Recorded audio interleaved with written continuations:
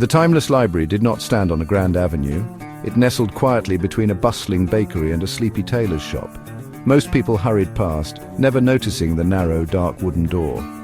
This door, unassuming and easily missed, was the hidden entrance to a place of infinite wonder. Inside, the library was a universe unto itself. It stretched in every direction, vaster than any building had a right to be. The air hummed with a quiet energy. It smelled of ancient paper, leather bindings, and something like distant stars. Shelves climbed higher than any ladder could reach, creating labyrinthine corridors and cozy hidden nooks. Books of all shapes and sizes lined these shelves. Some were tiny, no bigger than a thumb, bound in silk. Others were enormous, heavy tomes clad in cracked leather. Soft, ethereal light emanated from the books themselves. Each spine seemed to glow with a faint, inviting luminescence. The timeless library was more than just a collection of books. It was alive in its own ancient, mysterious way. It waited patiently for those with a heart open to the impossible. Lily was a girl who often felt like a misplaced comma in a long, uninteresting sentence. She loved stories more than anything. One blustery autumn afternoon, while walking home from school, Lily felt a peculiar tug. It wasn't the wind, it was something else, a gentle insistence. She found herself wandering down a narrow alley she had never noticed before. At the very end, almost hidden in the deepening shadows, was the dark wooden door. It looked incredibly old, older than anything else on the street. Lily felt a strange mix of trepidation and irresistible curiosity. Gathering her courage, Lily reached out.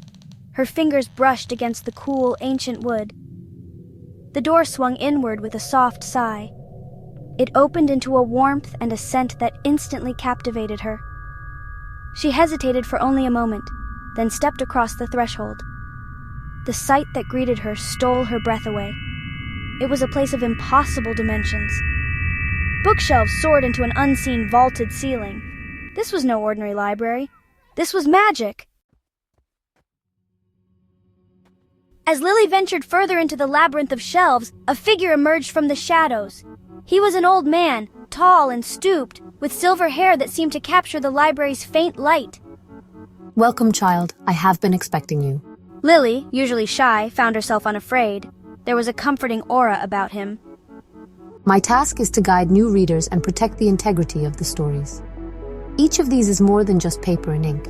Each is a doorway, a promise. Mr. Scribe explained that he was the caretaker of this extraordinary place. He knew every book, every page, every secret passage within its walls. He spoke of the library as a living entity, a confluence of all possibilities. Not all who wander are lost, especially not here. Here, wandering is how you find what you truly seek. He then led Lily deeper into the library, towards a section where the books seemed to hum with a particularly potent magic. Their glow was a little brighter. The choice of your first journey is always the most special. Choose wisely, but also choose with your heart. This is the heart of the timeless library's magic. It is not merely a place to read about other worlds, Lily. It is a place from which to visit them. Mr. Scribe paused before a particularly ornate lectern. Upon it lay a large open book, its pages filled with vibrant, swirling colors. Observe. He gently took a smaller book from a nearby shelf. Its cover depicted a lush, green forest.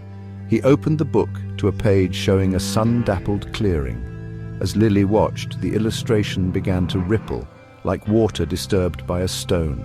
The colors deepened. The image grew, expanding beyond the confines of the page. Soon it was no longer a flat picture, but a shimmering three-dimensional window. She could hear the distant call of birds and smell the damp earth of the forest. To step through, you need only to truly wish it. But be warned, child. These worlds are real. The library will always bring you back when you wish to return. Lily felt a thrill course through her, a potent mix of fear and exhilarating excitement. The possibility of stepping into her beloved stories, of meeting characters, of exploring fantastical lands, it was almost too much to comprehend. Choose wisely, but also choose with your heart. My gaze fell upon a book bound in soft green leather. Its title, The Song of the Whispering Woods, was embossed in silver. The cover illustration showed ancient trees with kind faces. It felt inviting, gentle, a perfect place for a first adventure. With a nod from me, Lily took a deep breath. She focused on the image and stepped forward, right into the shimmering page. I found myself standing in a sun-dappled clearing. The air was warm and smelled of pine needles and damp earth. Enormous trees towered over me, their leaves rustling with a sound like soft voices. Flowers in vibrant, impossible colors nodded their heads as if in greeting. It was the Whispering Woods, exactly as the book had promised. As Lily explored, she discovered the woods were indeed full of whispers. The wind sighing through the leaves seemed to carry snippets of ancient songs. I soon encountered a small, furry creature with large, luminous eyes who had lost its way. It was a glimmer-wisp, and it was afraid. I gently coaxed it with a soft song and helped it find its way back to its family. Before she knew it, a soft chime echoed through the woods, signaling her time in this story was drawing to a close. Cosmic tides, sailing the Star-Strewn Sea. Emboldened by her journey to the Whispering Woods, I yearned for something vaster. My eyes landed on a book bound in the deepest blue. The title, Chronicles of the Star Sailor, was in swirling, nebulae-like script. Mr. Scribe nodded his approval. I opened it, revealing a ship with moonlit sails entering a portal. Taking a deep breath, I stepped through.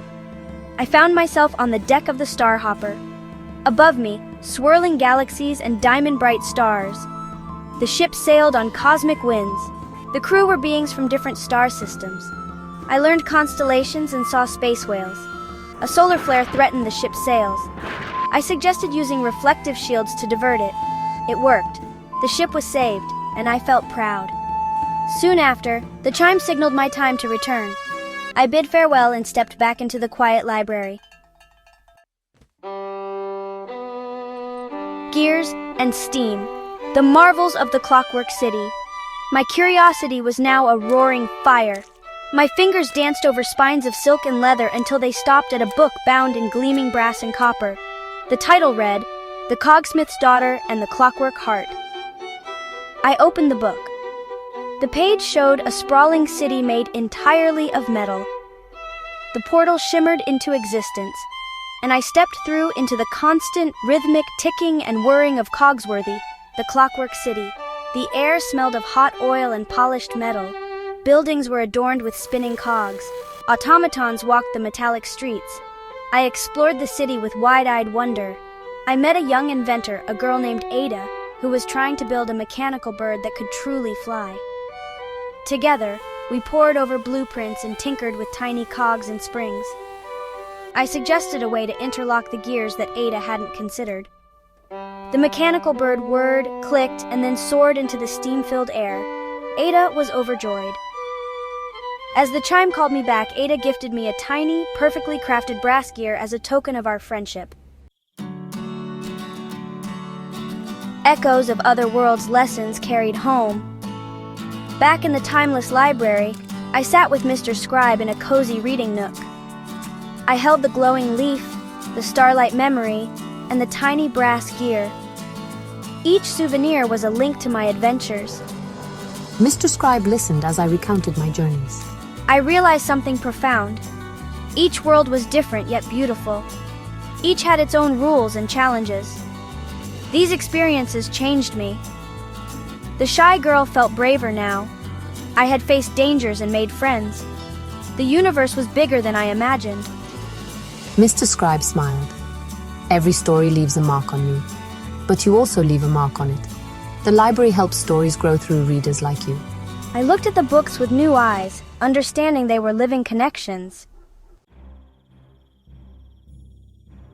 The never-ending story, the true magic unveiled. As days turned into weeks, I came to understand the library's deepest magic. It wasn't just about the thrill of adventure. The true magic lay in the understanding it fostered, the empathy it cultivated. Each journey was a lesson in perspective, a chance to walk in another's shoes. Stories were incredibly powerful. They were more than just entertainment. They were bridges between different cultures, different times, different realities. They taught courage, kindness, and the importance of curiosity. Knowledge wasn't just facts learned from a textbook.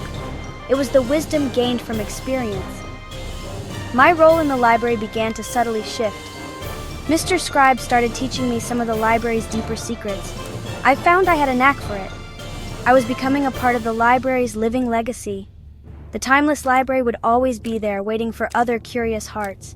Its doors would open for those who needed to find solace, inspiration, or simply a reminder that the world was full of wonder. And I, with my newfound wisdom, would be there too, ready to share the magic.